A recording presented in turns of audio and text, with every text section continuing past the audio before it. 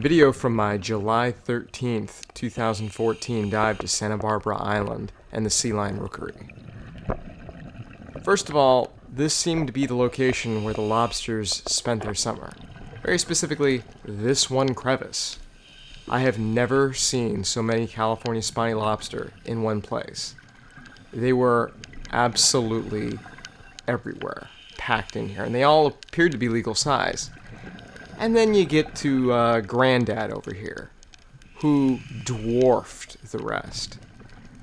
They say that California spiny lobster can live 50 years. I have no idea how old this guy was, but it must have been pretty old. This was another one that was just gigantic. Its torso was probably the size of my calf, or the diameter of my calf. There's other lobster in the crevice with it, and in a second he escapes, and I slow the video down to show just how large he is.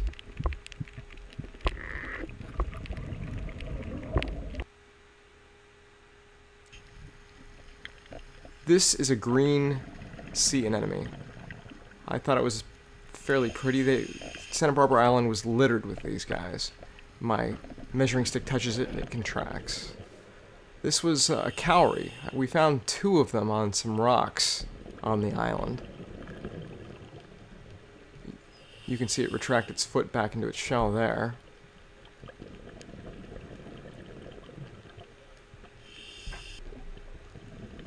Here's another cowrie that was mere inches from the first one. It's cruising around, and you can see its proboscis.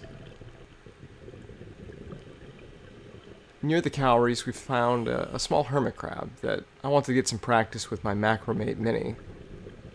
This was all shot with Pro Tune because I needed to be able to go extremely wide angle as well, or I should say long distance as well.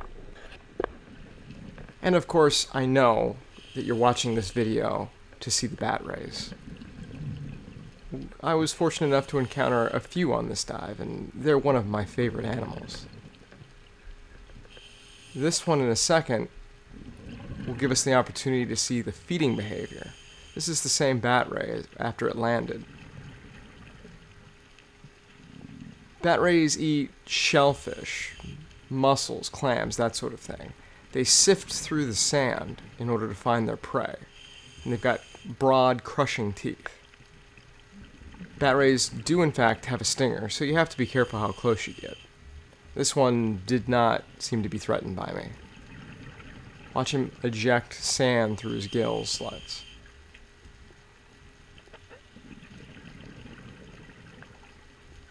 And there's the sea lion. An up-close shot of this bat ray with the +10 adapter on the Macromate.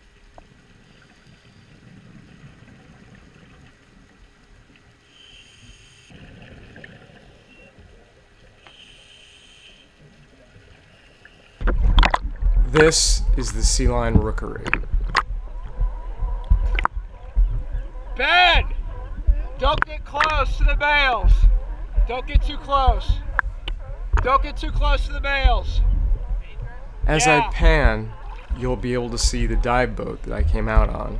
It was the Pacific Star and took about 4 hours to arrive at this destination. The sea lions that we did interact with, I believe, are pregnant females. You can see the very large abdomen in this particular one. They were a blast. They would come up and spin and investigate with you.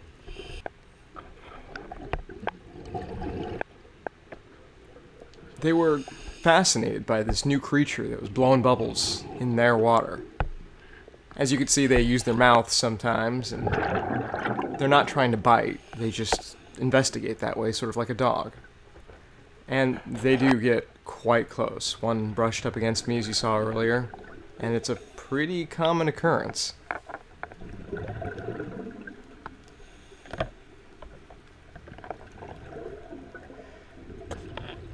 The sea lion's perspective is very 3D. They are incredibly animated. They don't stay still, and they look at you from every direction, upside down, backwards, over their shoulder, under their flipper. It doesn't matter. One of the ways that you can encourage some sea lions at the surface to come play with you is to actually do some barrel rolls yourself to show that you're friendly and interested in interacting.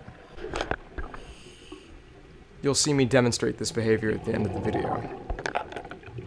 Again, another what I believe to be pregnant female. The sea lions have a 9-month gestation and a 12-month reproduction cycle. They can actually delay implantation of a fertilized egg for 3 months. From what I understand, the ideal time to visit the rookery is in October, after the pups have been born. Right now, the males were courting females. But once the pups have arrived, it gets even more animated and even more lively.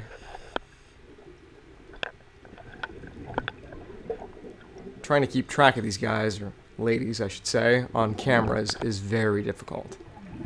The males are substantially larger and have a large forehead that distinguishes them from the more slender females.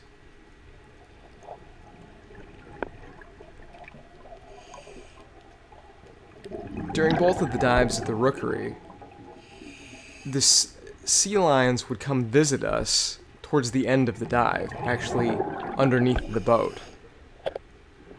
When Ben and I made it up to the shore, as you saw earlier, none of the sea lions came in, except for a male that was guarding his harem.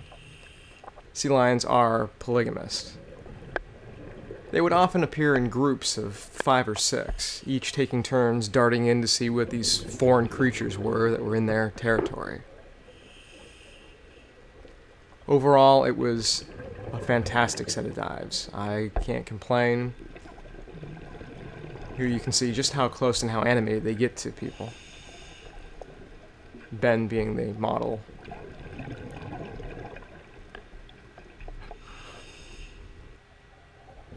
And here's me staring at some sea lions at the surface. I try to coax them down with a barrel roll, with no real success.